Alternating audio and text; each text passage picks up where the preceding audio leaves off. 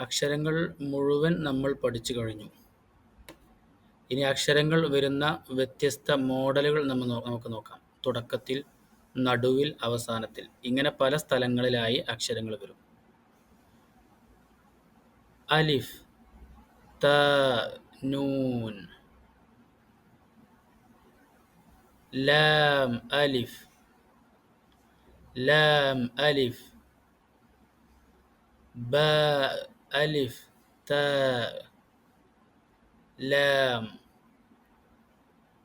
രണ്ടാമത്തെ വരി ലാം ഹാ കാഫ് ബ ലാം ബ കാഫ് ത ബ കാഫ് ബ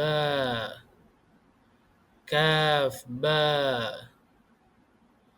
കാഫ് അലിഫ് ബ കാഫ് ത